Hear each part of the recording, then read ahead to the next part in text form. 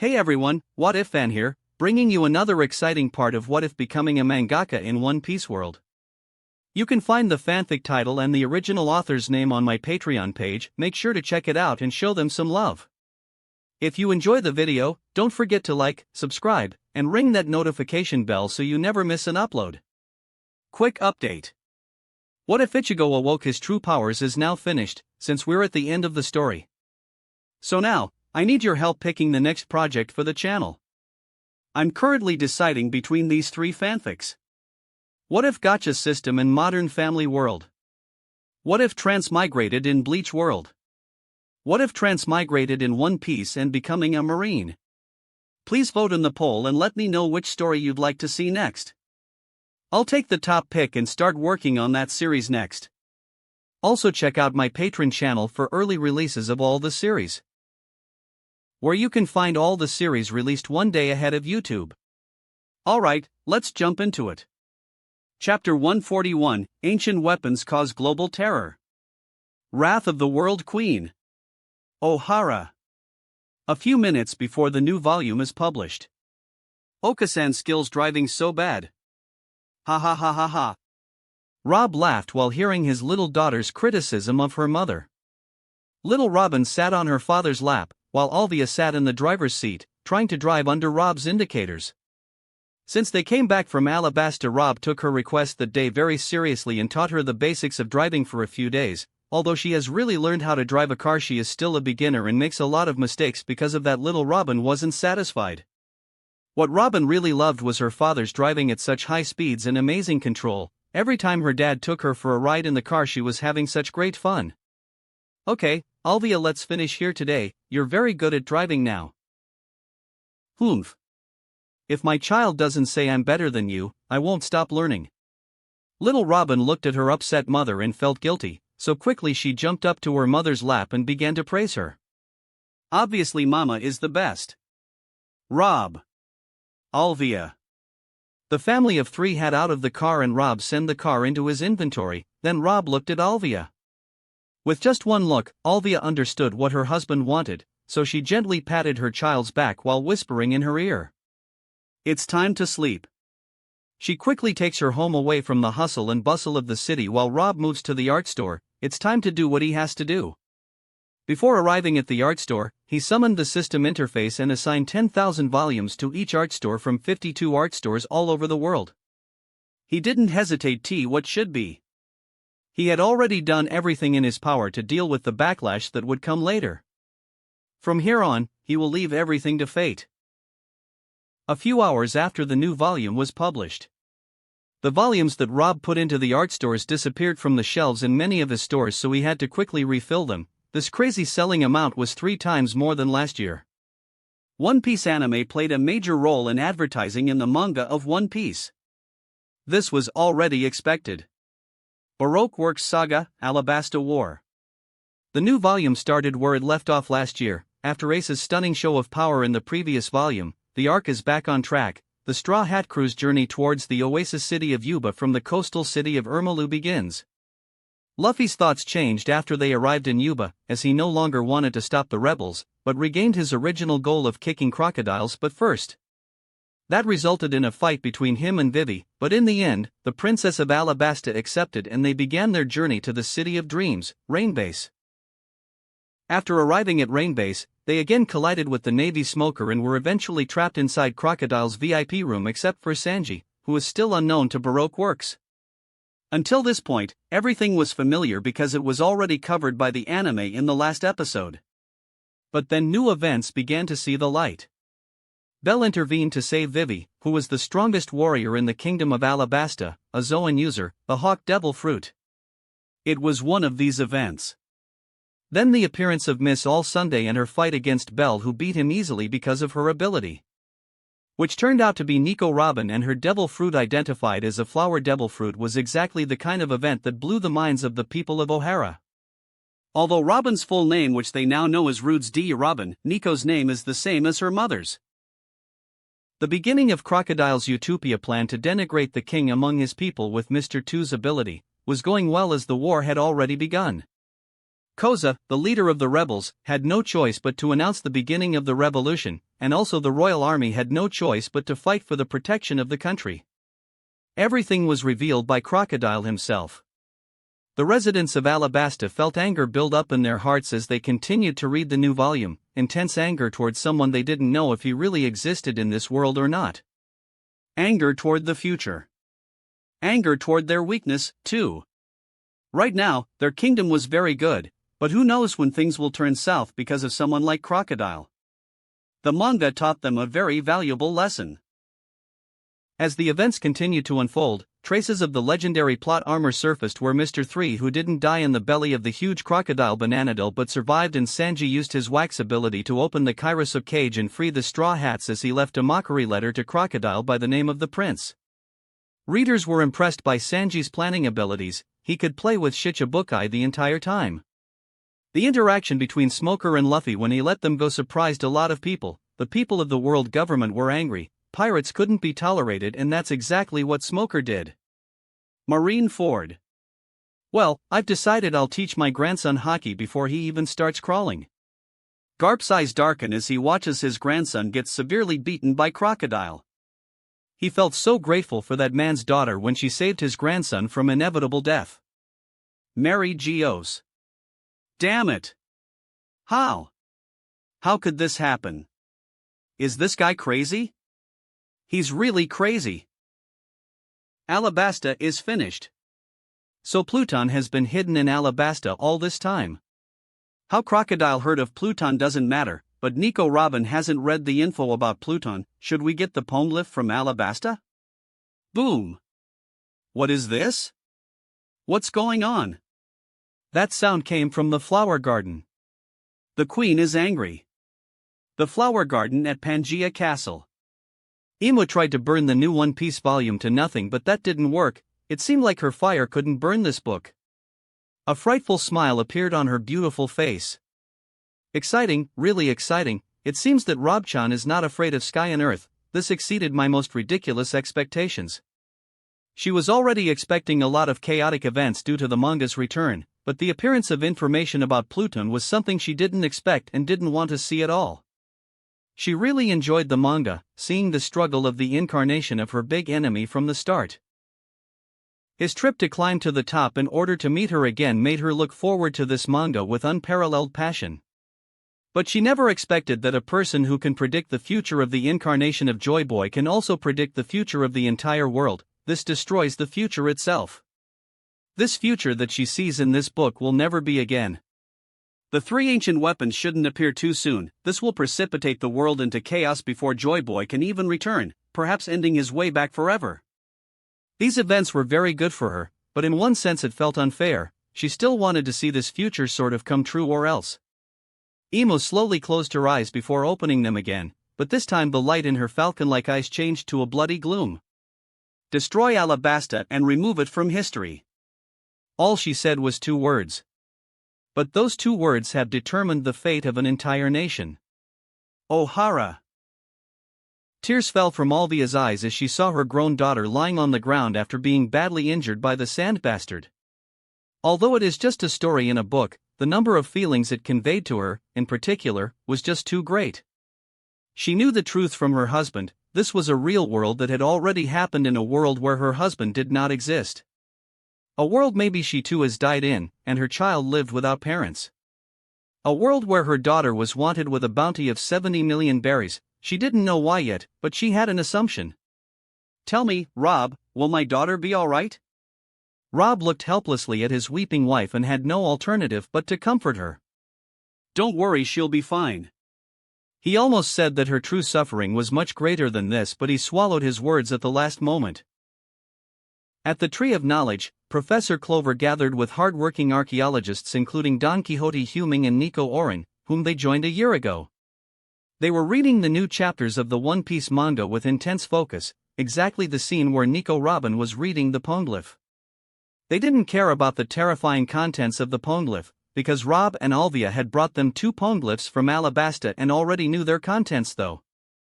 But they were more interested in Nico Robin's level of reading the Poneglyph and her high professional ethics. It was great to watch her hide vital information about an evil pirate. She really deserves to be Alvia and Rob's daughter. But their faces turned pale after they thought she was killed by Crocodile. The mention of the word Pluton in the manga has caused worldwide panic. And also in global greed. The Big Mom pirates mobilized their crew, led by Charlotte Linlin, and their destination was Alabasta. The Beast pirates mobilized their armies led by Kaido, their destination was Alabasta too. The sky was no less noisy than the earth. Shiki islands that settled in the New World once again moved towards Sandy Island. Jahahaha. Pluton will be mine. The Whitebeard pirates and the Roger pirates weren't too late, they all wanted to go to Alabasta in order to verify the information about Pluton. The movements of these great forces caused frightening reactions, as thousands of pirate fleets followed them. Chapter 142, Alabasta in Danger, Rob's winning card. Luffy, th. Thank you. Robin, why? Tell me. Luffy. Robin, you all who have the name of the D, why are you fighting? Luffy, D. Sigh. Robin, maybe that's a question that shouldn't be asked. Chopper, it had burned. So it was fake? Usopp, it sure is fake. Do you really think I can lift 5 tons? I can't lift something that weighs more than 5 kilograms. Usopp, if you're a man. There are times when you have to fight, no matter what. Usopp, that time when someone ridiculing from your partner's dreams. Crocodile, but before I take your place on the throne, Cobra, there is one question I must ask, one related to my ultimate target. Crocodile, where's Pluton? Cobra, how do you know that name? Crocodile, Pluton. Crocodile, it is said that one hit from it can destroy an entire island without leaving a trace, the ancient world's most terrifying weapon bearing the name of a god. Crocodile, it must be here somewhere in this kingdom. This has been my target from the start. With a weapon like this, I could establish the most powerful military force in the world right here in Alabasta. Vivi, a weapon? Does such a thing really exist in this kingdom? Shaka, a secret inherited from a king to his successor for generations. Crocodile. Once I become the king of this land, it will be easy for me to bring all the pirates near these areas under my control. And with such influence, I would possess a power that surpasses even that of the world government itself. And then I'll have my utopia. Cobra, live for Alabasta Kingdom. The battle that will go down in history. And the battle that will not be entered in the pages of history. They both made it to the end. Smoker, we defeated Crocodile? My subordinate was crying at this moment because she was unable to do this. Send this message to those old fools you call leaders. What? Hina, Smoker. Smoker, tell them to eat shit. Equals. Boom. Damn it. That's what he meant at that time, so I haven't felt comfortable since that day. He was plotting to make the world plunge into chaos. The king of entertainment? The king of my ass. He is the king of chaos. Fleet Admiral Sengoku crushed his office with one blow. He was very angry. Peru. Suddenly the Den Den Mushi started ringing. Sengoku could only sigh and answer the line. Gacha. What do you have for me, Gorosei-sama? In fact, Sengoku had already predicted what it would be like. Many big pirates including the 3 great pirates have started a trip towards Alabasta. The world cannot bear chaos of this magnitude, this chaos will lead to so many losses. Use the buster call from 5 class, blast Alabasta before they arrive, you can muster all your navy force. You will have 50% of the government's forces with you. No matter how he expected to hear it before, he couldn't believe his ears when he heard the real size of the things. Sengoku swallowed his saliva but succeeded in accepting the orders and cutting off the call. Sengoku removed his glasses to routinely wipe them, but his empty eyes were looking toward his old partner as if he had lost hope. There's no way to save Alabasta, is there? Garp looked at his old friend before asking. Is that what it should be? It's no fault of this country. Don't worry, that brat won't allow Alabasta to be exterminated. Maybe I don't know him well, but I'm sure of one thing, that boy has a good conscience. Before the arrival of the sweep, Rob stood in the center of Alabasta, in a small oasis that has a very beautiful landscape. Rob sighed slightly but confirmed his determination to do what he intended to do. Rob looked at the system interface. He got some broken features in the later few levels after level 10. This is the best solution to the current situation, although they have to live in an unfamiliar environment for a year, but it will be good for them, better than extermination at least. Name, Sandy Island. Maritime region, first half of the Grand Line. Size, 55 square kilometers. Environment, summer climate. Population, 10 million people. Art store, 1, Alabasta Art Store. Do you want to move the island? Select the appropriate destination. Warning. The island must be moved not far from the nearest art store. Warning, the same island cannot be moved again within a year after settling in its new location. Rob looked at the front carefully. The blue sea wasn't good to hide an island the size of the Kingdom of Alabasta. There's no place in the world that the world government would almost inaccessible. Rob took time to think carefully while smoking a cigarette to relieve his bad mood. He felt really guilty. He could sense the terrifying atmosphere covering the entire kingdom by his haki. Over 10 million people were terrified of what was to come. Not everyone was fools. Since yesterday, the news of the impending disaster because of the manga has been sweeping across Alabasta. The branch of the navy close to Alabasta also surrounded all the ports of the country and did not allow anyone to leave. They imposed a ban on exit or entry to Alabasta. The Marine's fierce facial expressions could tell the Alabasta people everything. Something was definitely wrong. After the end of the Alabasta arc with laughter and happiness. After Crocodile defeats from Luffy, the stop of the rebels, and the war over. The residents of Alabasta welcome a happy ending to their bleak future, all thanks to a group of kind pirates. The sacrifice of Alabasta guard, Bell, and his miraculously escape from death after the bomb is removed. Tashiji's confused justice. The despicable world government. The flaming spirit of justice for Navy Captain Smoker. Chopper's great medical skills.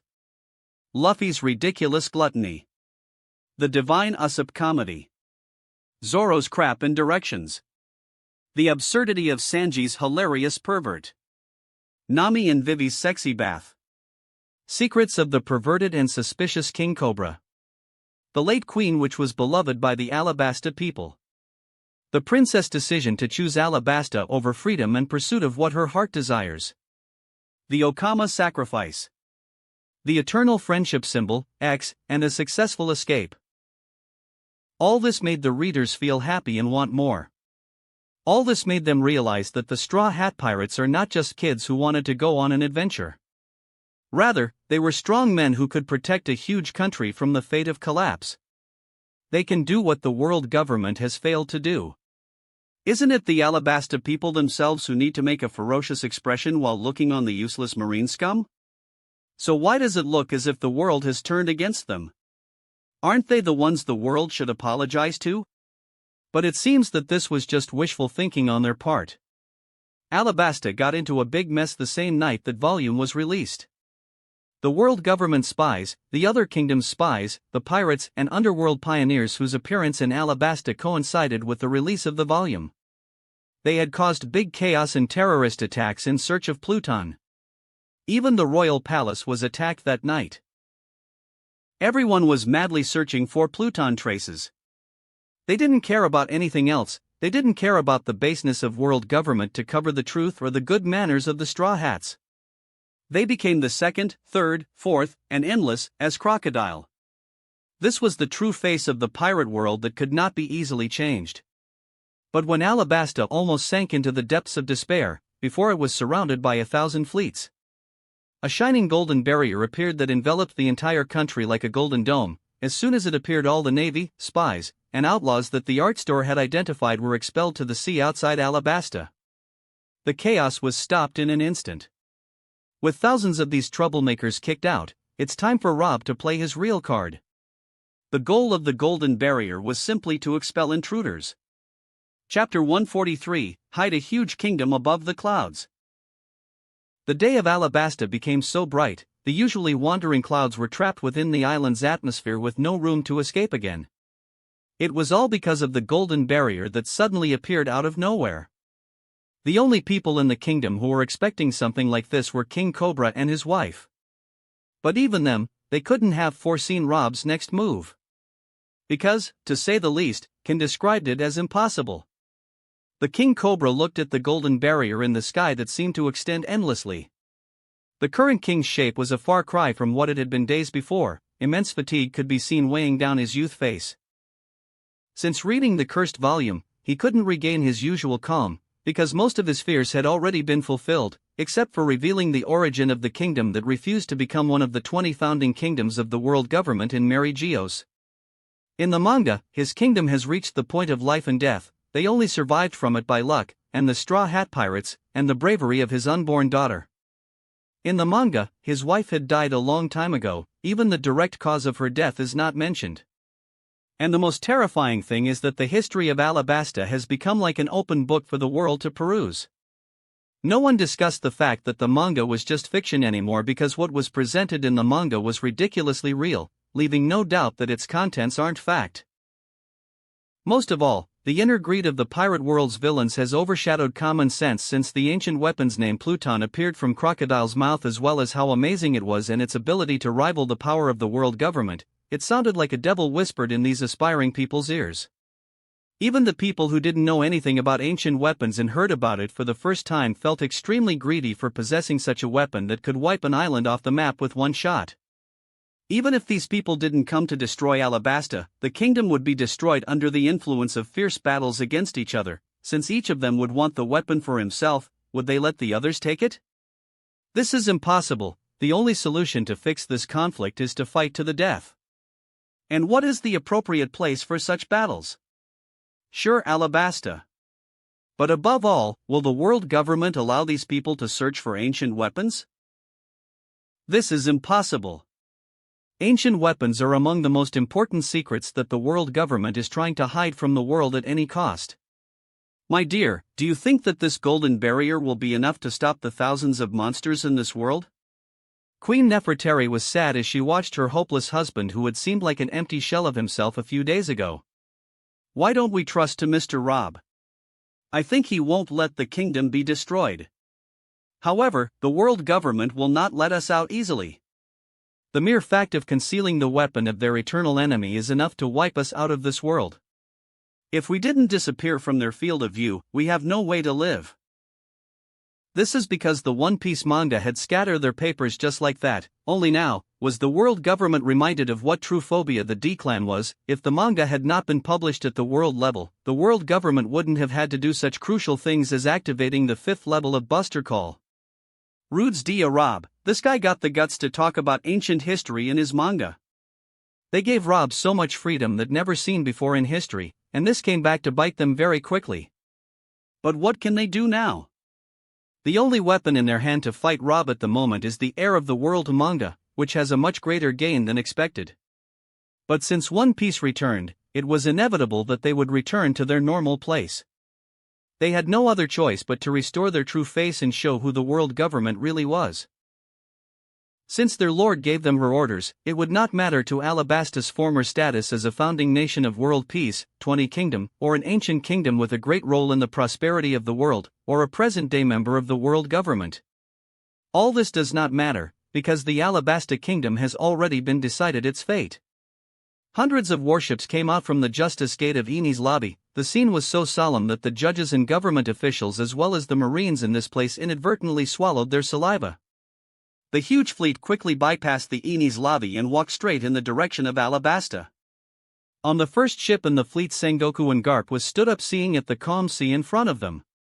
This was the 5th level Buster Call, the highest level available in the destruction order. 100 warships equipped with the latest and most powerful cannons, each ship equipped with 10 of them, in addition to the presence of 2 power-of-level admirals in the fleet, and dozens of vice-admirals. A force like that is enough to send a shiver down every pirate's spine. On the same ship stood the new vice-admirals, Borsellino and Sakazuki. Sakazuki's expression was cold as always, while Borsellino's funny face was hard to read. This man looked old even though he was a young man in his 20s. On another ship, Kuzan was the person who became a captain in his first upgrade from the elite camp, the new Navy monster. Kuzan was studying the freeze techniques of the Captain Shinigami Hitsugaya in his current fight against the Quincy and was unconcerned with the noise around him. These were the familiar faces of the people who had been called to erase Alabasta from the map and history. In addition to the terrifying Navy fleet, there were 10 ships of the government agency Cypherpole, sure to contain the most powerful people in CP0. A collection like this would bring desperation to Cobra if he knew they were coming for him. The world government had not mustered a force like this to destroy one kingdom in hundreds of years. This alone was enough to show just how much the new One Piece volume had affected the world situation. But that wasn't all, for in the meantime hundreds of bubble-covered pirate ships appeared from under the sea of the Sabaody archipelago, as well as the ships that chose to take the Calm Belt path. Some ships were destroyed between the teeth of sea kings and some successfully passed, but the Sabaody archipelago was the departure point for hundreds of pirate ships towards Alabasta. Even some aspiring pirates from the Four Seas had enough courage to enter the Grand Line due to the news of the ancient weapons. The world was really boiling. But at this moment, all the eternal log poses of Alabasta in the world broke down and their needles started spinning crazy, unable to locate a fixed place. All the pirates who came from the New World were relying on the eternal log pose to reach Alabasta, but now, that has gone useless for some unknown reason. The eternal log pose can no longer be used to locate Sandy Island. What's going on here? Why is every log pose pointing to Alabasta broken? Sengoku spoke in an angry voice to the ship's navigator.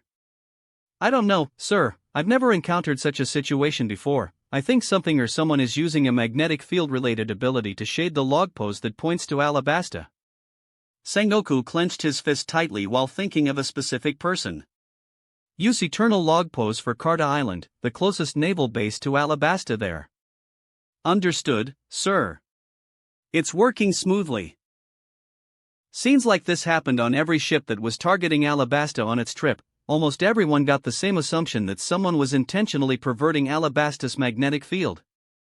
Some even gave up because they couldn't find solutions, since the sea was so big there was no way to reach Alabasta without determining its direction by log pose. But some have found alternative ways, such as accurate maps or eternal log pose for an island closer to Alabasta, such as Jaya, Drum, and many others. But no one thought that the island could disappear from the face of the earth. But this is what actually happened.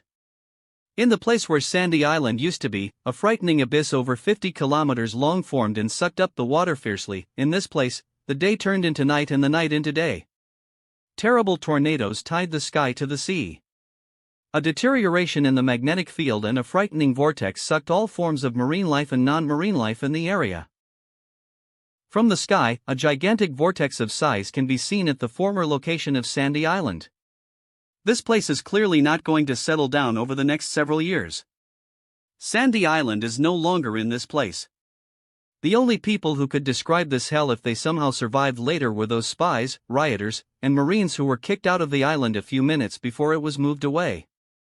Thousands of people were still on their ships trying to investigate how to get past the golden solid barrier, and other people were trying to survive the sinking.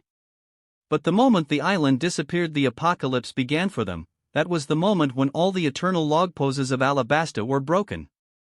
And also the exact moment Rob chose to move the island to its new location. When the Navy fleet that was ready to destroy the island arrived, they found no island to destroy. Alabasta had truly disappeared from the sea. All that remained in its place were terrifying tornadoes and a chaotic magnetic field that could tear apart anyone trying to get in. Someone explain to me what the hell is going on here. Fleet Admiral, I'm afraid Sandy Island has disappeared from the map. A few hours before the arrival of the Navy fleet, Alabasta became strangely quiet after the rioters were expelled. It looked like the calm before a storm. Everyone knew that the Golden Barrier was the reason for expelling the people who were causing chaos in their kingdom. Also, everyone knows that the art store is the source of the Golden Barrier because its center is the art store itself. Everyone can see a golden beam rising from the beacon of the art store and weaving its lights in the sky like a spider web. Having the art store and its owner by their side gave them some sense of security.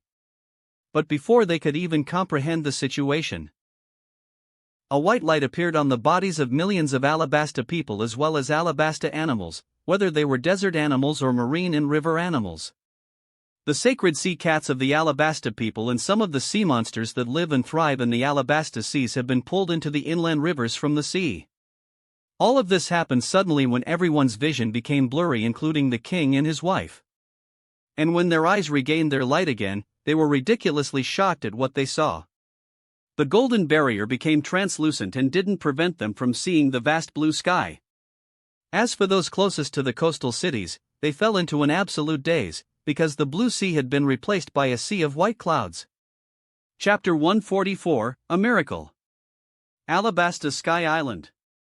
The clouds trapped within the barrier above the Alabasta kingdom turned into a torrent of rain that flooded all corners of the sandy kingdom, rain that didn't seem to stop anytime soon. The barrier lost its brilliance little by little until it completely disappeared. As soon as he disappeared, a light, fresh wind danced all over Alabasta. The wind was not strong enough to move the sand and cause sandstorms, but it was strong enough to move and manipulate raindrops everywhere. Such pleasant spring weather the Alabasta people had never felt before on their summer island. This was definitely paradise. Have I reached heaven? Clouds. Clouds everywhere. We're definitely in heaven. So how did we die? I didn't feel anything. Why did the hot weather change into such a gentle breeze? Although it is raining, the heat of the sun must be present. Didn't you notice that it's sunny, but it's also raining? Look at the sky. Strange cotton clouds invade our sky. But what the Alabasta people witnessed next was enough to turn their worldview upside down. The light wind caused many wandering clouds to roll inward from outside their kingdom. These clouds were not intended for rain but were a kind of solid light clouds on which even houses could be built. They were exactly sky island clouds that couldn't exist in the blue sea. More than 10 million people raised their heads to the sky, women and men, old and young, important and ordinary people, all were astonished by the painting that decorated the sky of Alabasta at this moment. Some people still think that they died and went to heaven, but most of the others did not yet understand what kind of situation they are in at the moment. Cotton clouds smoothly penetrated the sands of Alabasta and formed valleys of white clouds due to the accumulation of cotton clouds. The clear rainwater turned into real rivers over some cotton rivers. Some strange shapes were also formed due to the white clouds everywhere on the huge island. King Cobra's eyeballs almost fell out of their sockets as he watched a river of white clouds from directly above his palace. The white color of the clouds combined with the yellow color of the sand formed in very great pictures that ignited the feelings of the residents.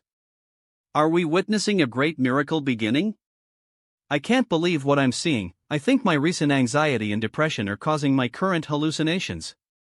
Someone hit the back of the person who spoke cordially before saying, "Does that mean I'm hallucinating too?" Another person who overheard their conversation uttered, "Me too? Guys, am I the only one who feels short of breath? Cough. After you mentioned it, I'm also feeling a little uncomfortable in my lungs. I'm also really hard to breathe. I'm a doctor, don't worry, these are just small symptoms of ambient air change, you'll get used to it after some time, I've tried that too." Oh, so then? I feel at ease since Dr. Ray said so. But why did the surrounding air change? Does this have anything to do with the strange white clouds? Rob, who was still in the oasis in the middle of the Alabasta kingdom, was also witnessing the miraculous changes caused by his transfer of the huge island from earth to sky. His rain-soaked face was showing a smile that could captivate any woman while his feeling by refreshed. He did something very big on the story plot level, something that no one from those transmigrators had done before. What is the meaning of moving an entire kingdom out of the blue sea and turning it into a sky island easily? Although he relied on the new system feature he had obtained at level 11, Transfer Store Land, that which left him stunned for a whole day after he got it, what was important was that he managed to hide Alabasta from the eyes of the world government and evil pirates.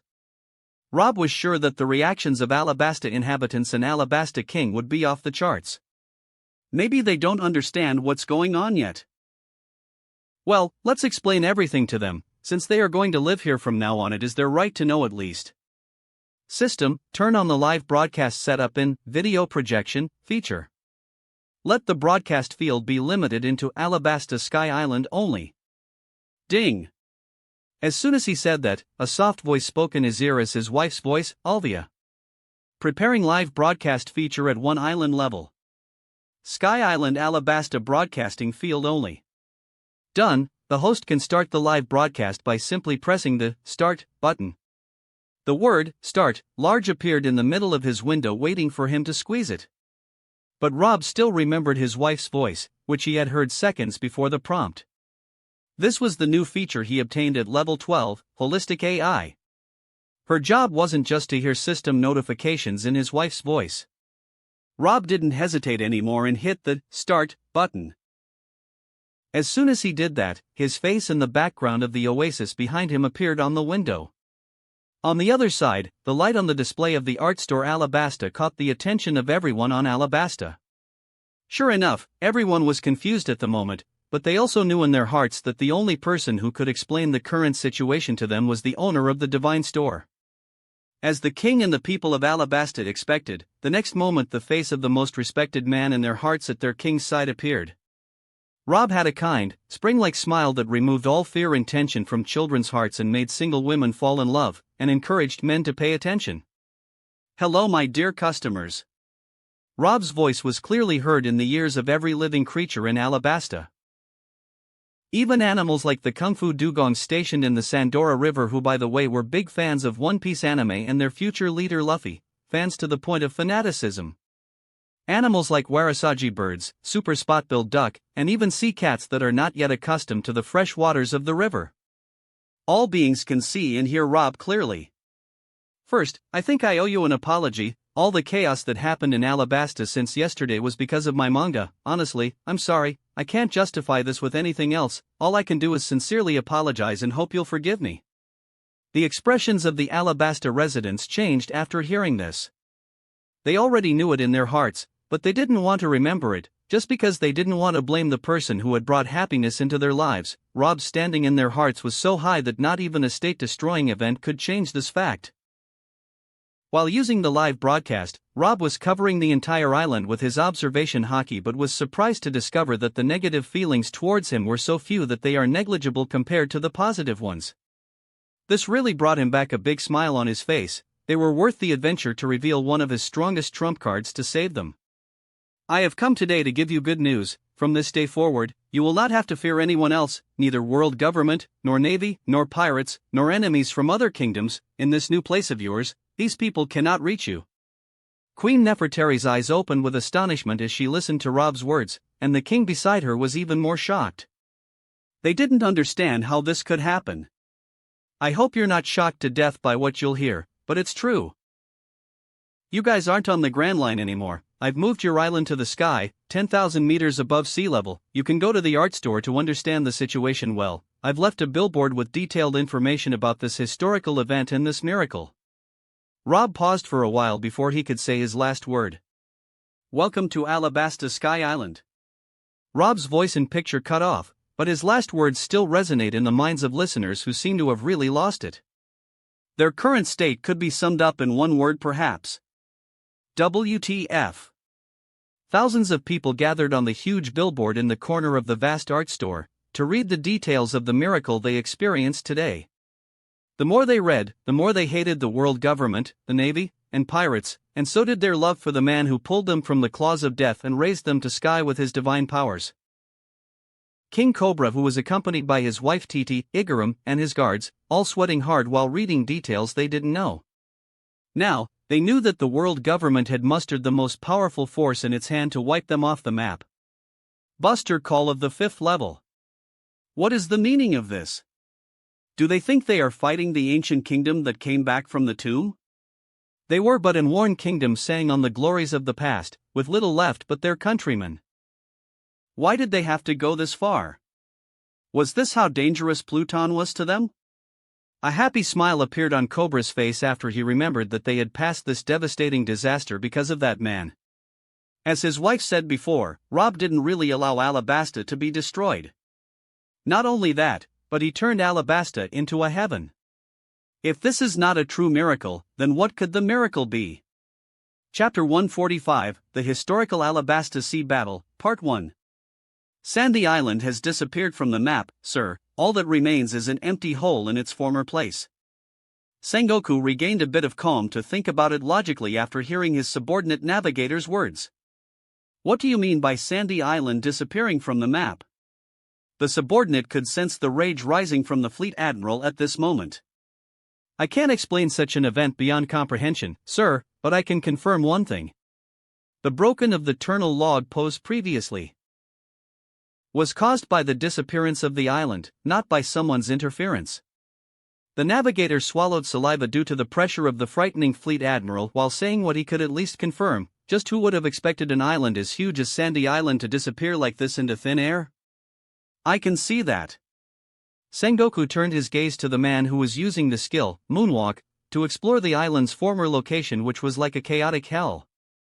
Garp stood in the sky as he looked with furrowed eyebrows at the place of the island that once contained a huge island, an island that, although desert, was filled with life. The wind in his current location was so strong and fast that it could slice an ordinary human into slices and obliterate him in a mist of blood, but to this man, this killer wind was like a gentle breeze. Garp's gaze was directly looking at the volcanic abyss inside that had already begun to be flooded by seawater. Even if an ordinary person could stand in Garp's current place, they wouldn't be able to see anything but an extremely thick mist. But Garp can still see the whole situation. After confirming the shocking truth, he sighed heavily and returned to the ship at the front of the fleet. What did you discover, Garp? Was Alabasta destroyed before we got here? Before Garp could speak, a tall and masked man arrived. He was holding a den mushi for communication in his hand. Gorosei-sama wants to know what's going on. When Garp heard this, he did not hide his disgusted look from the masked man but still spoke of what he had discovered. Alabasta has disappeared. I don't know how it happened or where the whole island went, but I can confirm that there is not even a single grain of sand in this place from Alabasta land. What do you mean by Alabastas disappeared, Garp? While saying so, the five elders frowned on the opposite side of the den mushi line. As I said, Sengoku, the island has disappeared into thin air. How can I explain something like that? The island doesn't exist. In this place at least. Sengoku sighed heavily before turning to take the phone snail from the CP0 agent. Honorable elders, can you help us explain the current situation? Has such an unimaginable phenomenon ever occurred? Has such a thing happened in the history? On the other side, the five elders looked at each other, as if their eyes could speak. They could understand each other without even making an effort to convey what they wanted to say. Suddenly, the Gorosei with the long mustache spoke. Something like this has happened many times in the history.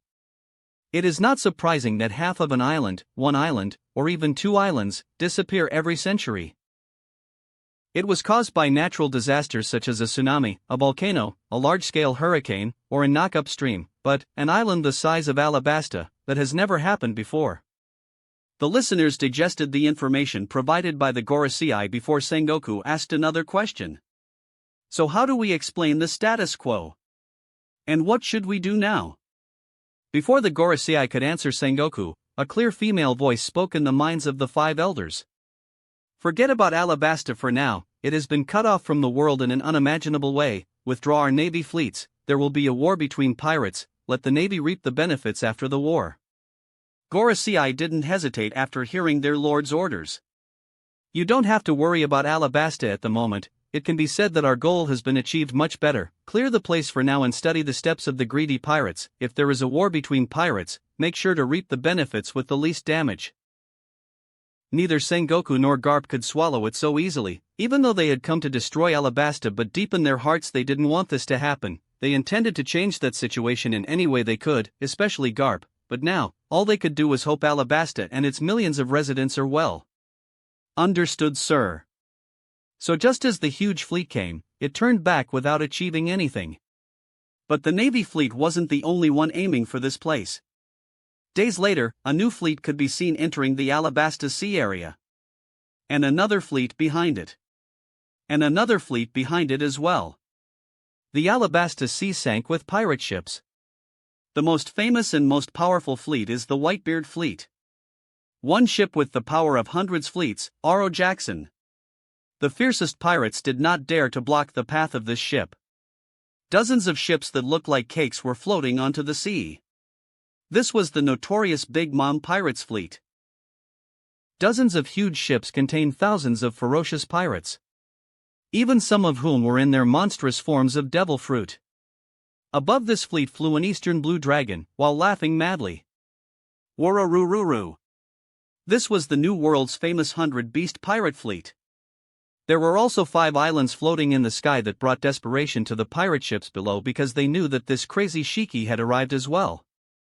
After all these monsters and lunatics met in one place, not entering into a devastating battle was literally impossible. This is how pirates fought against each other and destroyed each other. The Eastern Dragon laughed furiously before flying towards the floating island. Kaido was eager to take a bite of that golden lion. Hiccup. Obviously, he was drunk too. In the sea, a place near the coast of Jaya Island, Sengoku was studying this island that looked like half an island, as if someone had pulled out a part of this island and hid it away from the world. For some reason, he felt familiar with what happened to Alablasta while looking at the divided Jaya coast. As he meditated, he was interrupted by Borsalino's trembling voice, who was repeating the word scary. Very scary. After hearing the names of the most famous pirate who had entered the Alabasta Sea from Borsalino, who had received a report before him, even someone strong as Sengoku shuddered. Good thing they pulled out of that place in time. What did you say that he appeared on the battlefield as well? Borsalino answered, his voice trembling clear. No one knew if he was pretending or if he was really afraid. It's Sky Sword Rob, Fleet Admiral. What did you say? Yes sir, he is fighting Shiki and Kaido at this moment. In the Alabasta Sea, the bolt of lightning intensified, destroying everything in its path. The moment lightning strikes, at least 2 ships from the 100-beast pirate fleet, or other pirate fleets, are torpedoed. From the moment the lightning god entered the battlefield, it looked like a wolf entering a flock of sheep. He held a huge hatred towards pirates, although he himself was a pirate in the past. In fact, he hated pirates very much, because he was affected by former Rob's past, whose family was destroyed by pirates, in addition to the truth that his previous life was very difficult because his carrying the title of the world's worst cyber pirate was like adding fuel to a fire. The story of how he's became a cyber pirate was so funny. He didn't even want to become that kind of person back then. It all happened due to extremely strange coincidences. Both of his lives were connected to the word pirate, but that didn't make him love pirates, but on the contrary, it was these people who he could kill them without blinking. Of course, pirates like Roger and Rayleigh and the rest of his friends, as well as other pirates like Whitebeard, someone all he wanted to feel the family love. To feel the satisfaction of protecting his family, how could he possibly hate such a man? And pirates like Luffy, not all of those pirates he hated the most. Those he really hated them were criminals who enjoyed making others' life hell. These were real pirates. For Rob, Roger and Luffy weren't pirates, they were kings of freedom and fun, people who wanted to have fun and fill the world with joy. These people have nothing to do with the concept of piracy except with their own brute force. Suddenly Rob expected 2 attacks carrying a terrifying force that was coming his way. Very quickly he turned into lightning and disappeared before the attack blew him away. The scorching dragon breath intersected with a huge sword energy blade at the same spot where Rob was standing a moment ago, and the collision of the 2 attacks caused a massive explosion that blasted the seawater and unlucky pirate ships. Warururu. Looks like he escaped from my attack.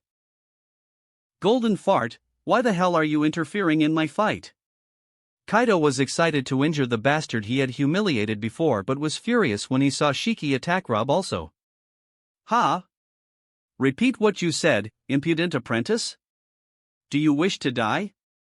Don't think your fat ass can permanently protect you from death. Veins appeared on Kaido's forehead in the shape of a dragon. He was really angry. But before the dragon and flying man entered into a real struggle, the sky above them turned into lightning. The observation hockey did alert them, but their speed was much lower than lightning. Before they reacted, they were struck by 200 million volts of raw lightning. Arg! The battlefield turned quiet due to the bright lightning. Everyone was watching the monsters fighting in the sky. One person caused both Kaido and Shiki to scream in pain. Whitebeard and Roger laughed until tears came out of their eyes. they were enjoying Kaido and Shiki cursing each other, but Rob's interruption was really timely. Mama! Sandy Island doesn't exist within the chaotic magnetic field. Big Mom's face turned sullen when she heard this. Some time ago she was happy when her ally arrived on this huge battlefield. She and her ally Rob can sweep anyone up and get the Pluton in their hands, but why does her son say things that don't make sense? What does he mean by Alabasta doesn't exist? After countless losses, only now, the pirates did begin to realize the disappearance of Alabasta. Chapter 146, The Historical Alabasta Sea Battle, Part 2. What? Zing! Boom! Whitebeard stood in front of his group of children with an imposing demeanor, but his stunned expression betrayed his imposing figure. Behind him, lightning bolts, sword energies, and dragon breaths continued to clash with each other in a devastating battle. It was good that they were in the sky. But he didn't care about those fools fighting each other, because he had just received inconsequential news. What do you mean that Alabasta has disappeared from its place? Well, don't need to answer, let me check. Whitebeard used his observation haki to realize the shocking truth. The area where the Alabasta coast was formerly a few kilometers away from the battlefield at sea. But that didn't stop him from seeing the chaotic area, which seemed to be enveloped by frightening winds and hurricanes connecting sky and earth. At first, when they first arrived, they thought that someone with an ability had put up a storm barrier to protect Alabasta. After all, this was to be expected. But who could expect Alabasta to disappear completely from the map? Impossible. Even someone like Whitebeard, who had seen so many bewildering things, was dumbfounded at this moment. Because he discovered that there was no land or life inside the storms. Shiroki-chan. What happened? Why do you look so dumbfounded? He was taken aback by what was happening. There weren't many things that could surprise Whitebeard to such an extent.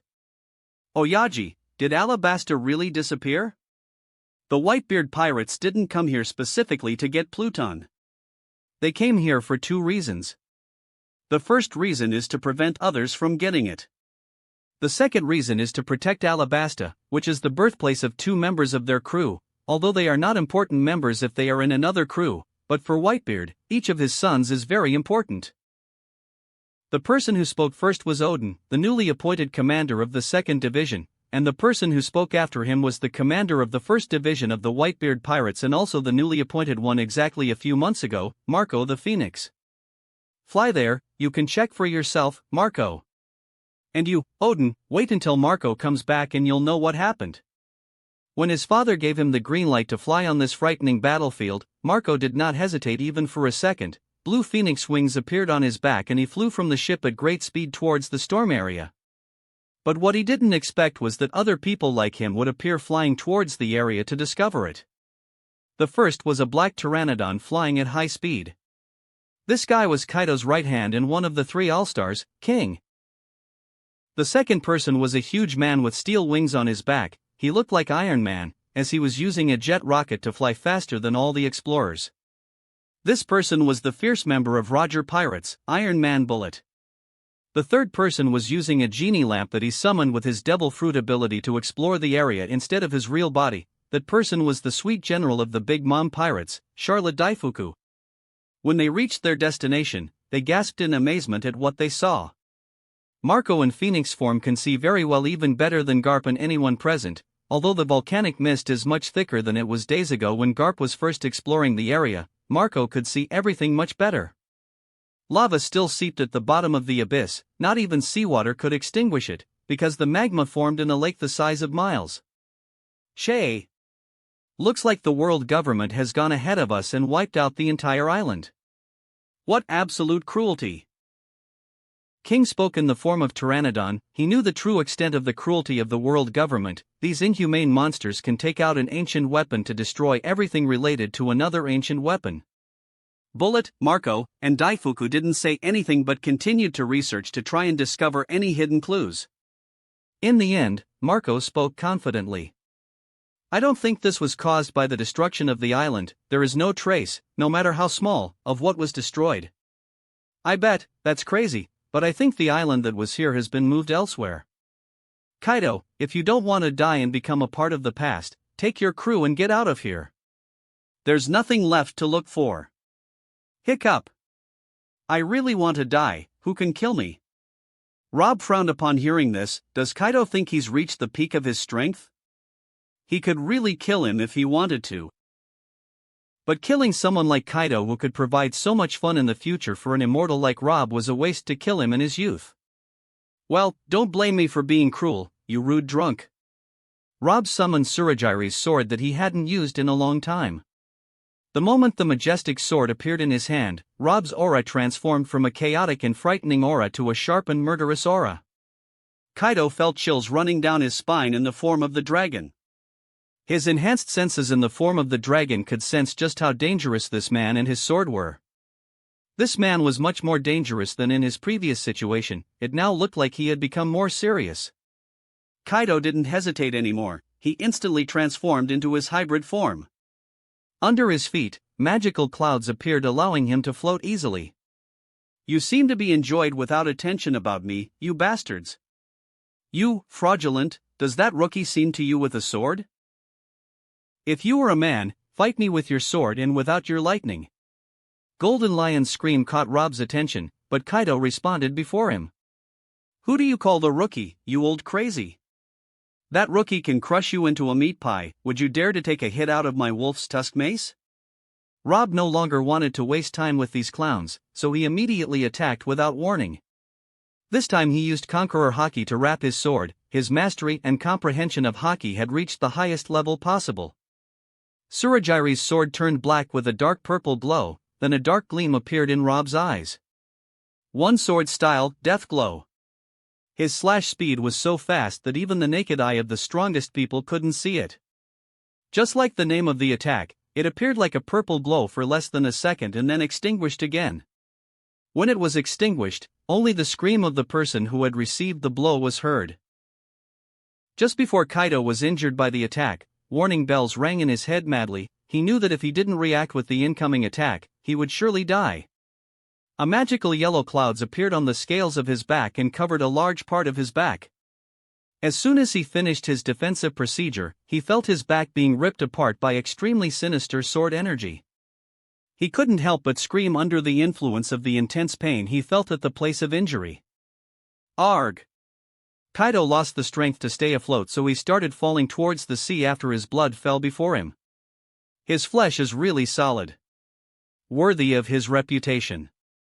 Rob commented on this, while watching King in his pteranodon form flying at high speed and picking up his captain before he fell into the sea and then carried him onto the ship.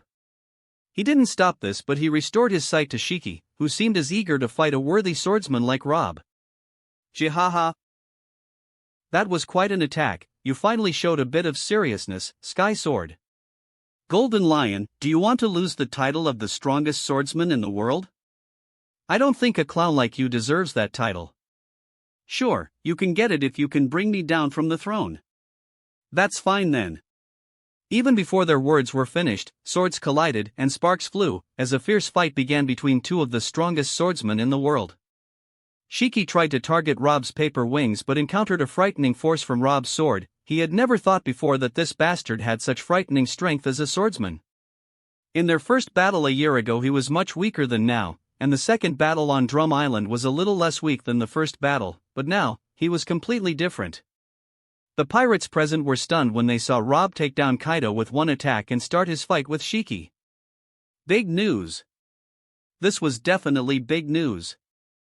Hundreds of powerful pirates fell in the Alabasta Sea battle today, but the fall of a terrifying pirate of Kaido's caliber was more terrifying than anything else. It was inevitable that today's battle would go down in history from its widest doors, and everyone would remember it, unlike the God Valley battle 8 years ago. He lost the battle, not his life, but even so this is still big news. Even the likes of Roger, Whitebeard, and Shiki are finding it difficult to defeat Kaido. Roger sighs as he watches Rob fight Shiki and even take him on the back foot. That shy and homeless boy had grown into such a great man. Roger was really happy and feeling complicated. At times, he felt that this man's presence was misplaced because in his first encounter he could sense that this D-clan member's fate was limited, but his expectations became just nonsense when that shy boy turned into an extremely powerful emperor in a short period. Guys, let's go, this place is not for us to shine. Get ready to sail, but before that, we have to invite someone to our crew. Roger jumped off Oro Jackson, leaving his crew staring in amazement at his words. Who said he'd invite into the crew? Roger began using pirate ships scattered at sea as a foothold toward his target. Roger's move terrified a lot of pirates because he hadn't taken a step yet throughout the war, but when he took it, the hearts of the observers almost exploded with terror. This was Roger we talking about. Elsewhere on the battlefield, Whitebeard's eyes twinkled as he sensed a great ferocious and familiar aura heading toward him. Gorarara. Looks like Roger are excited for a fight too. How will this war deserve its name if we don't join in? The bulging veins appeared on Whitebeard's arm which bearing Naginata. Come on, Roger. Whitebeard also jumped up to meet the heavy guest. Oh no! Two more monsters collided. An enthusiastic smile appeared on Roger's face when he saw his regular partner in battles coming for him. Roger pulled his ace sword from the sheath and covered it with red hockey, all in less than a second. Then in the next moment, the sword and Naginata collided with each other, causing a massive shockwave that caused the ship below them to split apart and form a frightening tsunami that engulfed all the pirate ships in its circular path. Chapter 147, Odin moves to Roger's pirates. Young crocodile being chased. Is there really no problem in following me here, Whitey-chan? The blue-haired youth woman looked at Odin with a gentle smile before saying. It's only a year and we're going back to Moby Dick, right? Yes, you are right. Suddenly, someone pulled Odin into another group of enthusiastic men. Let's celebrate some more of our new crew members. Yeah. Odin looked at Roger, who had a happy smile on his face, and his gloomy mood disappeared as he regained the energetic mood he was in. A day ago. The Alabasta Sea War was at its peak. After another epic fight between Whitebeard and Roger, they ended up sitting with each other like best friends and sipping sake. Odin joined them too, with a scene almost identical to what happened in Odin's flashback in the original story. Roger didn't care about the noise of the war in the background and a lot of pirates falling into the endless whirlpool of battles. Instead, he pulled out a copy of Road Poneglyph that he copied from Big Mom at that time, and started talking about his dreams, which drew Odin to his subject. Then, the conversation went exactly like the original story. Even he bowed his head to Whitebeard. As in the original, Roger succeeded in obtaining Odin's services for 1 year. Odin wasn't the only one who left Whitebeard's ship, but Inuarashi and Nekomamushi followed behind, while Whitey Bay got the green light from her father Whitebeard to follow the man she chose to live with. After it was all over between the two crews, Oro Jackson and Moby Dick left the battlefield for their destinations. This wasn't a place for them to shine, nor was there any point in staying here. They even didn't see the shadow of Alabasta, let alone fight to get in and get Pluton. They also didn't care about watching the pirates fight each other. The only battle that was worth their attention was Rob and Shiki's fight, which was an epic fight of a different level. Although they really wanted to know who would become the strongest swordsman in the world after this fight, the withdrawal of the pirates of Caliber Whitebeard, Roger, was necessary to end such a huge war early and not cause too much chaos for no reason. This was the ability of a great level pirate. They could end a war by simply attending or withdrawing. That was exactly what happened. As soon as Whitebeard withdrew, his fleet of followers followed him and withdrew as well. Then many powerful pirates noticed this and left in a hurry. Rob looked at the wounded Shiki with a provocative look before saying, "Is that all you have, strongest swordsman in the world? I'm really starting to get bored." Shiki almost went crazy in this fight. He didn't understand how such a boastful bastard could consume all this hockey without getting tired. Isn't he a human too? That was why he looked like he was going to lose today. He could no longer handle this battle simply as he had dealt with it before. He looked at his wounds still dripping with blood, and then at the pirates below who were watching him lose the battle, clenched his sword forcefully. He couldn't afford to lose anymore, so he turned to his trump card. "Okay, I'll see if you can say that after this." Why did you put your swords away? Does that mean you're giving up? Damn you. Before Rob can react, he had seen a huge island on its way to him at a fast speed. When the pirates below saw Shiki use one of his islands to crush his enemy, they started running like headless chickens. This island that seemed even bigger than a meteor would destroy everything in its path, including them, the unlucky pirates who came striving to get Pluton. You're finally going to make me sweat a little, Shiki. Shiki looked at Rob from above as if he was a god punishing a mortal, as he had smoothly shifted his position and flew near his main floating island Merville. Don't worry, soon you won't need to sweat in the depths of the sea. Rob didn't care about this madman again as he directed Surajiri towards the huge island that was on his way and was close to crushing him and sending him on an expenses-paid trip to the depths of the sea. Strands of purple energy started to form on the sword blade as he was directing his Conqueror Haki to his sword as well as Armament Haki and Observation Haki too. His mental energy started to accumulate inside the sword at an alarming rate. Rob wasn't planning to stop as he added his lightning to the sword as well. Blue thunderbolts formed from time to time on the sword blade. All of this happened in less than a second. When Rob felt that his attack had accumulated enough, he did nothing but slashed the air with his sword. But the huge energy blade that appeared next cut the 10-kilometer island in half as if it was cutting paper and not an island. Both halves fell into the sea causing so much damage, but Rob still standing in his place with his two colored wings, his presence was truly solemn. The eyes of the pirates who saw this popped out of their sockets, and their jaws dropped in sheer shock. Shiki, on the other hand, had the same reaction as Enel when Luffy was able to resist his lightning bolt in the original story. He didn't want to stay here anymore, so he floated back to his main island and escaped with his tail between his legs. Rob didn't care about the departing Shiki. After all, he had the title of the strongest swordsman from him, but he focused his attention on the horizon where he could see a fleet of navy besieging the sea area where the war took place. He could see them capture some pirates escaping from the battlefield. Okay, we finished here with the full mark. I am looking forward to how you deal with me from now on, World Queen. Rob left those words to himself, or perhaps to someone else before he flapped his wings and flew away, after which he turned into a torrent of lightning and vanished completely. That ungrateful bastard, he even didn't say hello to me and left like that. What are we going to do now, Mama? The Navy is surrounding this place. Who are the dogs of the world government this time? There are Garp, Sengoku, the recently famous vice admirals as Logia users, and dozens of vice admirals, and 100 huge warships. Mont Dior. Boulay. Katakuri. Yes, Mama? ×3. Let's get out of here, don't forget any of us. Understood, Mama. ×3. Suddenly, a torrent of sticky mochi appeared and tied all the ships of the Big Mom pirate fleet together. I am counting on you two now, Mont Dior, Brûlé. Don't worry, big brother Katakuri. ×2.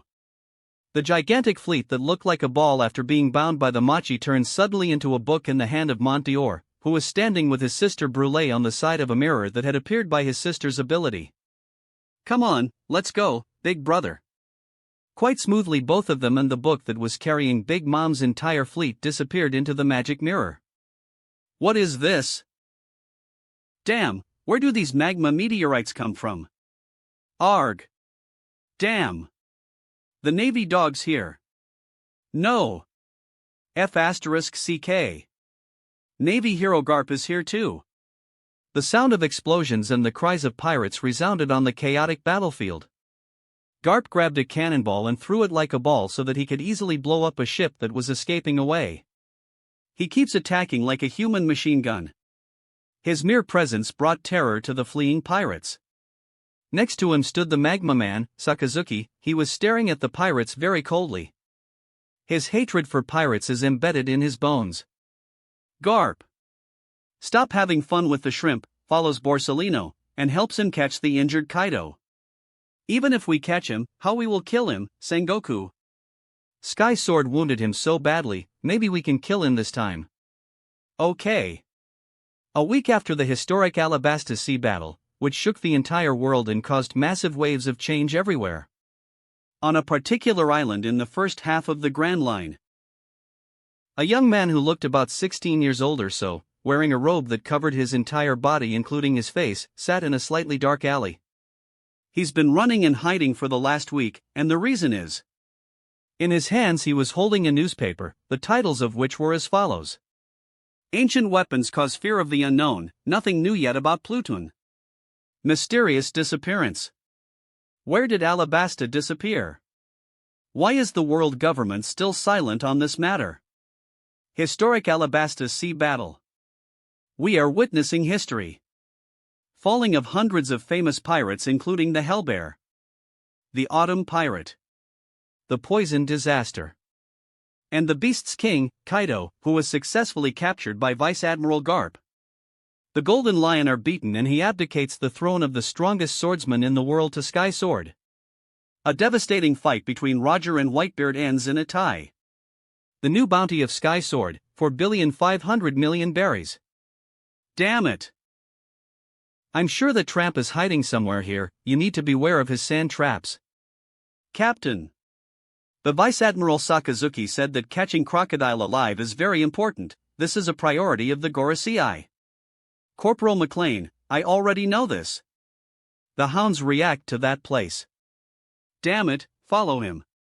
He's there. Crocodile ran like his life depended on it. He was roaring inwardly from anger. Sky Sword Rob, someday I'll crush you with my own hands.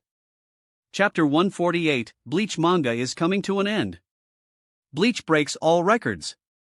After the chaotic battle is over, and put Alabasta out of trouble successfully, Rob was returned to his home in Ohara for a period of relaxation before returning to his backlog.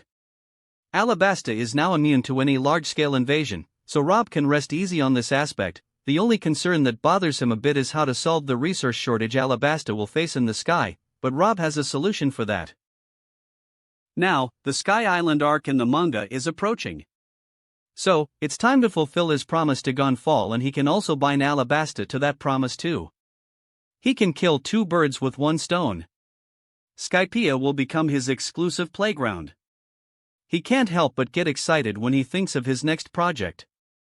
Rob didn't care about the consequences of what he caused after the dangerous topic of Pluton and flexing his muscles on the ferocious New World pirates, because everything went according to his plan. The only exception that happened, and he didn't expect it at all. Crocodile appearing on the line. Because of him, Crocodile was also dragged into this mess without doing anything. He was given a high bounty on his head of 90 million berry in his debut, as his first bounty in this world exceeded his final bounty in the original story. The world government showed great determination to capture him, and this made Rob wonder why it was, just because of his futuristic ideas, they sentenced him to death? That's exactly what made Rob re-evaluate the world government in his heart. Rob didn't want to get innocent people or people who haven't yet done evil into trouble, because that meant he would get direct hate from the victims. The thing worth noting is that Rob got congratulations from his friends in the Roger crew for having obtained the throne of the strongest swordsman in the world, as well as from the new Roger crew member, Odin, who didn't surprise Rob with his joining, only this happened much earlier than the original story. On this occasion, Odin challenged him in a battle of swordsmen. He had trying to take the title from him. After an exciting battle, Odin couldn't beat Rob, but he didn't give up as he promised to challenge him again, and Rob was more excited about that. There were not many strong swordsmen in this world who could make him sweating like Odin. Rob was also challenged by many swordsmen due to his new position as the world's strongest swordsman, and no doubt they were all badly beaten, including, unsurprisingly, Mihawk, who was more intent on closing the gap with Rob. Rob could only praise this boy's genius. He deserved his future reputation without a doubt. At this rate he would become much stronger than his future version. And it's all thanks to his unnatural obsession with Bleach manga. Last year, after the setback he suffered from his humiliating defeat by Shiki, Mihawk spent almost all of his time training and studying Shinigami techniques and raising his strength to levels unattainable at his age.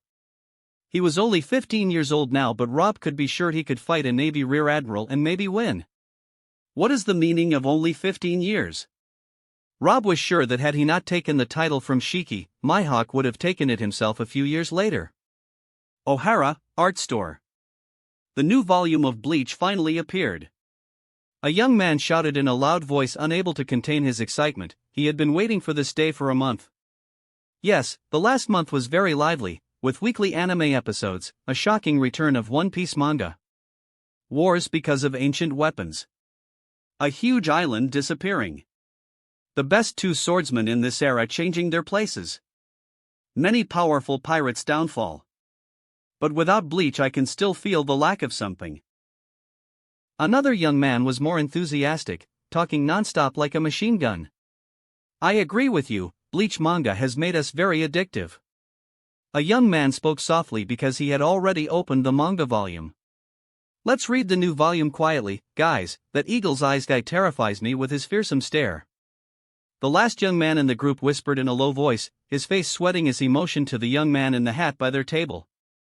The group of excited Ohara youths looked at the familiar young man who was clearly disturbed by the noise they were making near him.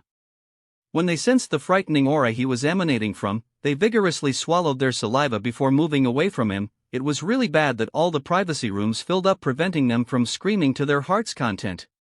Mihawk sighed in relief as the disturbance from his surroundings disappeared and opened the new volume with a soft smile on his face. He could understand why those friends from Bleach fans were so excited, but that didn't mean he could tolerate the inconvenience of his favorite time of the month. This. My God. So then. He's a devil. This is terrifying. My blood blaze.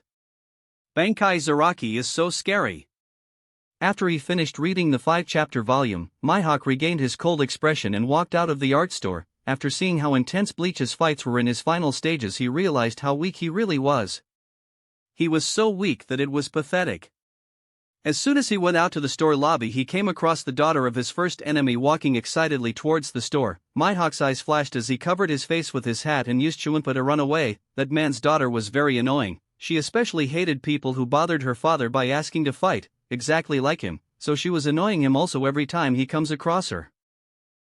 As he ran to his favorite training place, he heard the whistling and groans of avid Bleach readers who liked to read the chapters in the air. The readers were no doubt stunned by Zaraki's new look and terrifying power. These were the only thoughts on Mihawk's mind. Since the emergence of the Wandenrake, Bleach has been on a completely different level. Extremely high level of power, excitement, and unexpected events. Just who would have expected that there would be a profoundly rooted force like this in this world? Yhwach's appearance made the readers of the pirate world speechless. What kind of evil god was this man? His first appearance brought cold chills to the readers. Even strong people like Gorosei felt afraid of this monster. Even Imu felt very interested in Yhwach. Her interest in Bleach before and after this person appeared was two different worlds.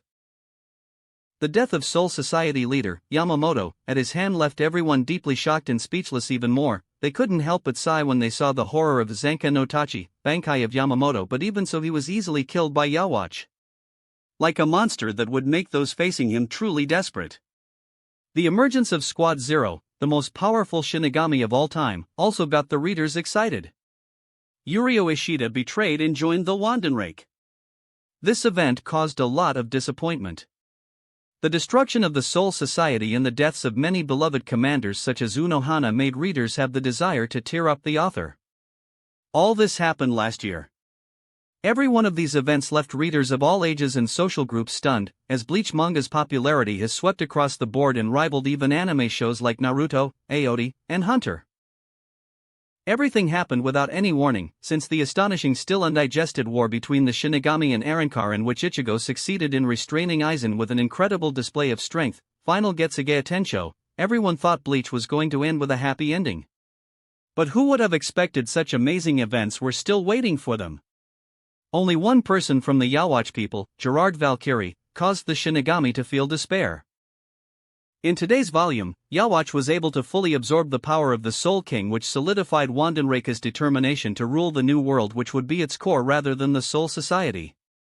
But the Soul Society, led by their new leader Shunsui Kairaku, did not give up so easily as they attacked the Silburn, the seat of enemies they had forgotten for 1,000 years, thinking they were long gone. In today's chapters, there was another fight between Gerard Valkyrie and the Shinigami led by Kochiki Byakuya, Hitsugaya Toshiro, and Zaraki Kenpachi, but they were severely beaten. But what confirmed that the events of Bleach were completely unexpected is that Yashiro, who had been accompanying Zaraki for a long time as his deputy, was later revealed to be his Bankai, which made him much more terrifying than the miracle fighter Gerard Valkyrie. Because of her, Zaraki transformed into a devil from hell. That's why readers were utterly stunned that Zaraki's amazing transformation caused such a heated reaction across the world today, that it won't end anytime soon. Little Robin's senses were so sharp even at her present age, that's why she could sense someone's gaze before she walked into the art store. When she stopped to see who it was, she couldn't find anyone. Then she shrugged her shoulders as if she didn't care and ran inside happily. excited to learn from her Aunt Toki how to take care of customers as a professional waitress. She dreamed of becoming a mature and beautiful woman in the future like her mother in the cute maid's dress and serving her busy father while massaging his shoulders or making his favorite tea. Thus she can be of use to her beloved father. Without wasting time, she ran inside like a quick rabbit. Belmere quickly greeted her at the door with a firm hug and endless kisses before dragging her into the personal waitresses section. Robin was loved everywhere she went. Everyone treated her like the best treasure ever. She wasn't used to it yet as she was still very embarrassed, but in front of her parents and the waitress's aunts, there was no such embarrassment. After arriving, she started hanging out with the waitress's aunts who were serving drinks to her father's customers. Little Robin was having a great time learning everything she could understand from them. Robin-chan, you don't need to learn something like that, you're her dad's spoiled child, you know. She wanted to see her big aunts and see how they worked so that she could share the workload with them in the future to help her father. After all, her father owned dozens of art stores around the world. In her eyes, her father was understaffed, so she wanted to grow up quickly and be useful to her father. But Toki noticed this and forbade her from carrying the glass cups so as not to hurt herself. Aunt Toki, I can do it, I'm smart and strong enough, I'm going to my second year soon, Daddy said that to me. Ha ha ha. But didn't we celebrate your first birthday only 3 months ago? Well, I'm still far from finishing my second year, but I'm really smart and strong. Toki found her irresistibly cute, so she hugged her and kissed her passionately all over. Just why are you so cute, Robin-chan? Where is your dad now? I left him with the boring group of archaeologists. They were asking my father about the new Bleach events.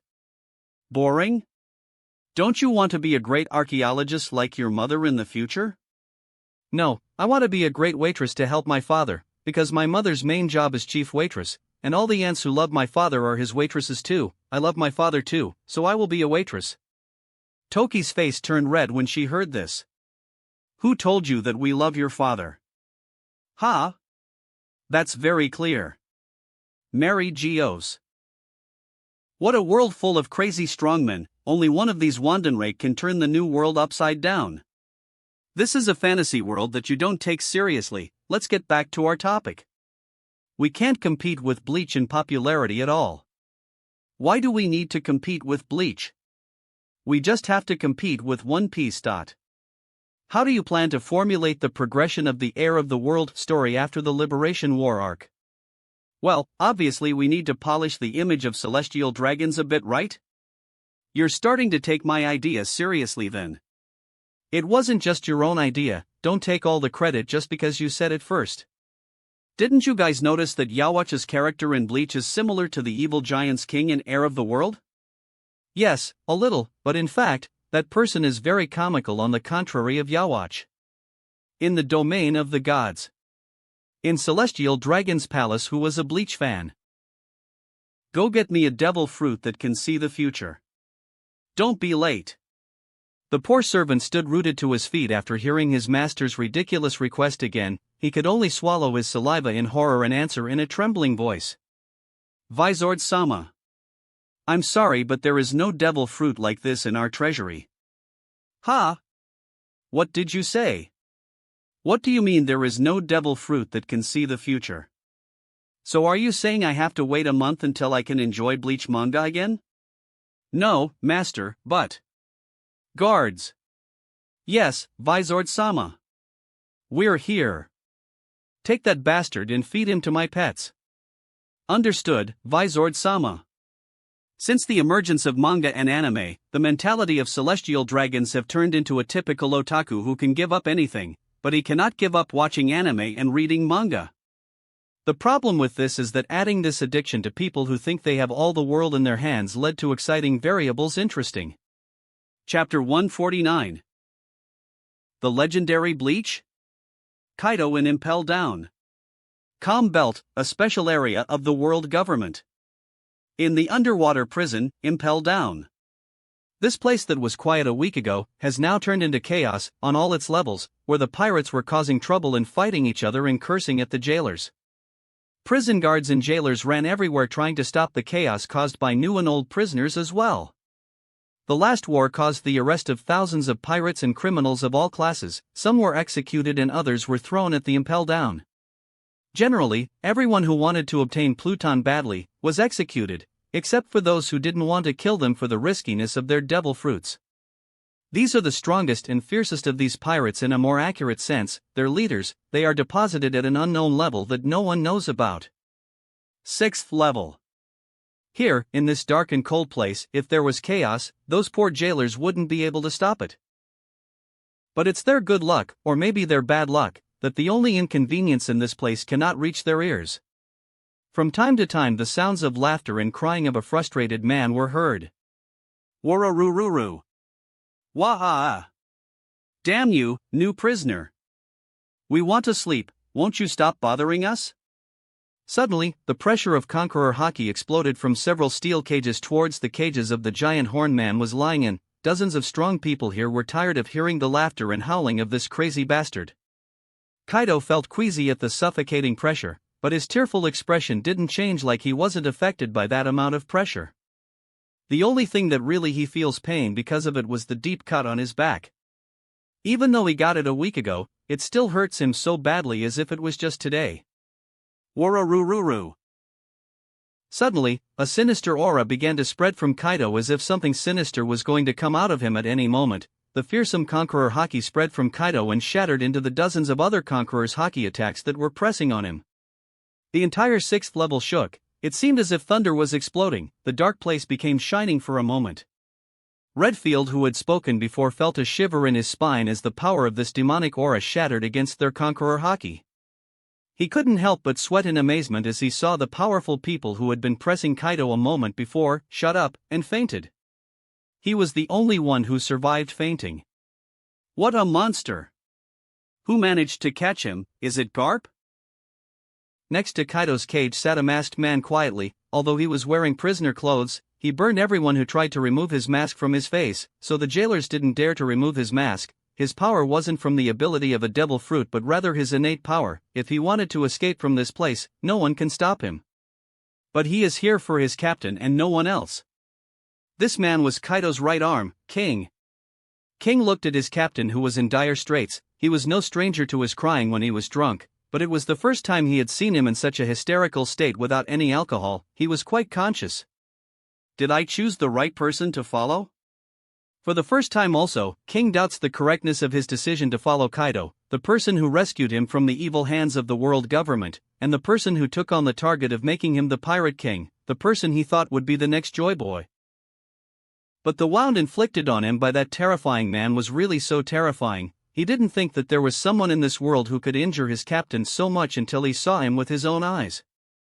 If he was the one who received that attack, he would have died despite his solid physical attributes. King. It's time for us to get out of this dreary place. While he was drowning in his thoughts, he was interrupted by the harsh voice of his captain, who seemed to have recovered himself from his hysterical state. All credit goes to the combined spiritual attack of the permanent residents of the 6th level. King opened his eyes, the only part visible from his mask. He could see in the darkness as if it were day. He noticed that his captain was trying to break the sea stone's handcuffs holding him, but he couldn't. Was restrained by tons of handcuffs? Looks like he's asking for my help. A small spark of flame emerged from King's body and entered the key position in his handcuffs and his legs. The next moment, his handcuffs opened quite easily. King, who looked very young even though his height denied it, stood up and stretched his muscles a little and then walked quietly. Before hitting the steel cage, the ladder started to dissolve on its own until a path was formed for him to pass and he walked out of the cage. Of course, all of this was not hidden from the powerful people in this place, Redfield also. They watched him as he headed to Kaido's cage in astonishment. Youth man, can you free me? I will swear allegiance to you and fight for you. Me too, I have a lot of treasures. You will have them as long as you set me free. I'm the heir of a kingdom, I will give it to you if you set me free. How about this? King didn't care about the noise these bastards made, as part of the cage that was imprisoning Kaido melted and got inside easily. Rob. Garp. And the monkey's face, I swear I'll multiply all the pain I've been through for you all. When Kaido was freed from his shackles, he began cursing at Rob, Garp, and Borsalino non-stop. He didn't have the prestige of the future emperor at all, he looked like any typical agonizing loser. King, let's give the world government a little money back. Do I have to free them all? Isn't that a bit dangerous? That's exactly what I want to see. King was silent for a while before nodding his head. Okay. Of course, this wasn't hidden from the ears of these sleeping beasts. When they heard that they would be liberated, they were very excited. Who would have expected that such a crazy bastard would have such a helpful subordinate? In level 4, Blazing Hell. Inside the toilet, Magellan was really enjoying himself, caring no more about what was going on outside than reading about the events of Bleach. This manga has been in its exciting stages as it always is usual. What a rubbish air of the world. This story of children can't hold a candle to the greatness of Bleach. Whoever called Bleach a legendary story is absolutely right, this is a story that really deserves that title. Compared to Air of the World, it's like a mythical Zoan with an ordinary Zoan. Gurgle. Ah, damn that stomach, I shouldn't have eaten those toxic meals today, but I really prefer reading the new Bleach volume in the bathroom, it's such an addiction. Pa. Corporal Magellan, are you inside? The warden needs you to stop the chaos on this level. He went to the lower levels to check for a disturbance, so he ordered you to take care of the chaos-causing prisoners on this level immediately. Damn on the pirates. I just want his shit in peace. He. Captain Zaraki is right when he says it's fun to cut up enemies. When I cut up human bodies it's really fun. But it seems to me he likes when other people cut him too. I don't want to be a crazy masochist like him. Blood sprayed as Shiryu pulled his sword from a pirate corpse. He had killed him because he was caused the chaos in level 3, Starvation Hell. The pirates and criminals in this prison cell filled with bloody grains of sand were deeply afraid of this demon who was killed without blinking. One person caused an entire level to fall into complete silence. Crazy. This jailer was a real crazy. His fellow jailers didn't dare try to stop him from doing what he was doing. This was Corporal Shiryu. Only someone of Magellan level could restrain him. I feel like my thoughts are more similar to Captain Mayuri, his evil character. I really like it. If I had 20% of his knowledge in his brain, I would be an emperor in this chaotic world. But I also like Zaraki's bloodlust. I'm finding it really hard to pick my favorite character from Bleach. You. Yes, you. Let me ask you a question. Do you like Bleach? The poor pirate didn't even know what this Bleach was, but he had to say yes anyway to survive. Yes, I love Black. Bleach. Ha! So who's your favorite character? The pirate was silent because he didn't know what to answer. Shiryu's eyes flashed furiously when he saw this. Before the pirate could even react, his head fell flat on the ground as his blood sprayed everywhere from his neck. The people I hate the most are the lying and the hypocrites. Boom! What's going on? The Impel Down shook at this moment as if a large-scale bomb had exploded on the lower floors. Corporal Shiryu. There is chaos in the lower levels, the 6th level prisoners have been freed. What? Without warning, sirens sounded level 5, the highest danger level throughout the underwater prison. Chapter 150, Fierce Kaido. The releasing of the prisoners and killing of the prison warden. Level 5 sirens, the highest danger level, sounded at all levels of the Impel Down. Level 5 sirens, the highest danger level, sounded at all levels of the Impel Down. Level 5 sirens, the highest danger level, sounded at all levels of the Impel Down. How did this happen? Shiryu asked the guard who reported the report to him with bloodshot eyes. He didn't think that such a disaster would strike the prison at a time like this. I don't know, sir. Get out of my way. Shiryu no longer cared about the guard. He pushed him away and ran from level 3, Starvation Hell, to level 4, Blazing Hell, quickly. Upon his arrival, he finds Magellan teaching a lesson to pirates who were more ferocious than ever after they smelled the scent of liberation from this hell. Humph. Why do you treat the pirates with such kindness, Magellan?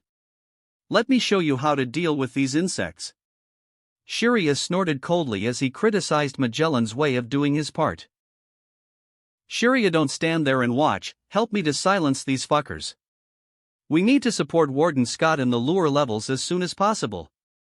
Even before Magellan could finish speaking, Shiryu leaped with his sword in hand towards a group of pirates who condensed to push Magellan to his back foot exactly into the inferno of lava, despite being drowned in deadly poison.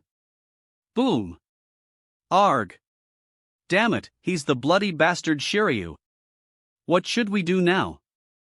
Let me tell you what to do. Prepare to visit the real hell. Shiryu cut off the head of the pirates who were next to him. Even Magellan shivered from this man's ruthlessness. Soon, Shiryu started chopping weak pirates at level 4 like vegetables. Kaido and King went out from level 6, Eternal Hell, to level 5, Freezing Hell, here where it was really like a frozen hell. Kaido looked like a demon who had just come out of hell, his steps shaking the ground as he walked. When the prison guards who were guarding the gate with their weapons saw Kaido exit while dragging someone's corpse behind him, they felt their legs being soft in terror. This is because it turns out that the person Kaido was dragging behind him was the warden. Impossible. Am I hallucinating? Warden Scott can't lose. Kaido stopped in the middle of level 5, Freezing Hell, where he dumped the corpse of the prison warden who had caused him so small trouble in their fight a few minutes earlier. This warden was really stubborn, but he was beaten by dozens of pirates and dangerous criminals at level 6, but the final fatal blow was from him, the Beast's King. Kaido's body began to turn blue and swell in size. Before the eyes of the frost-ridden pirates in their cells and the terrified jailers, Kaido transformed into a huge blue dragon whose head reached the frozen ceiling. King, follow me, we will leave this place. Kaido said in a hoarse dragon voice. Before he opened his mouth wide, a blazing dragon breath started to form inside his mouth. When King Elber saw this, he also transformed into the form of a pteranodon as he was ready to catch up with his captain since he already knew what he was going to do. What is this? What is this monster planning to do?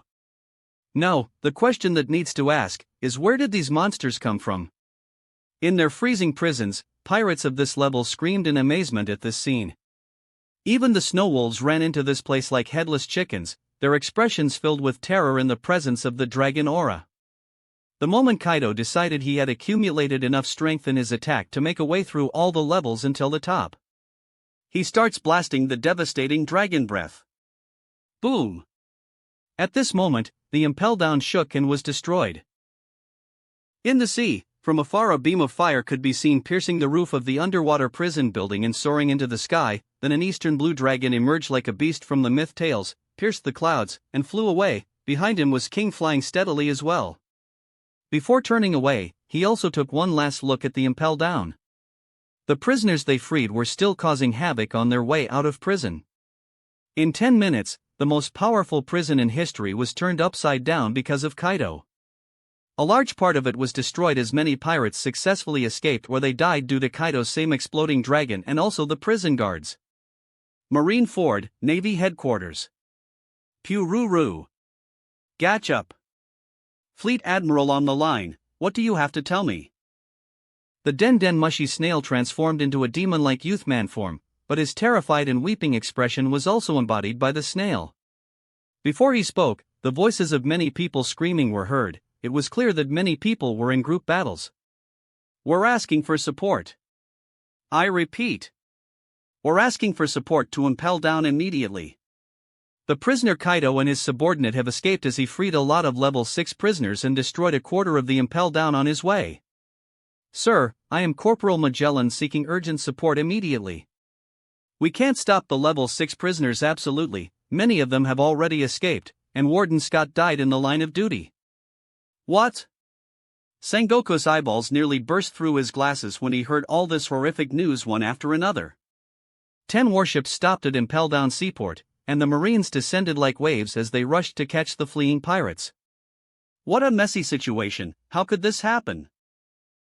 Garp's expression was gloomy as he saw the state of the dilapidated Impel Down. He had never seen such a state in this prison before. Kaido did all of this? It seems we underestimated this newbie. How did he could kill Scott? This time Zephyr spoke, his tone extremely indignant and filled with disappointment.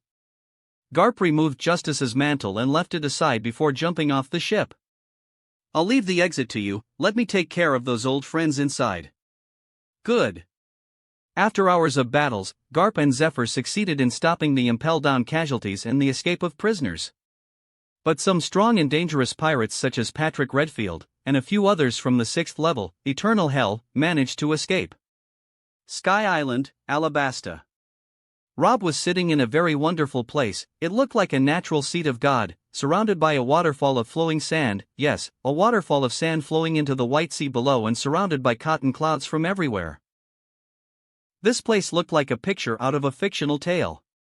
Rob used to sit here to clear his mind since Alabasta moved to this place.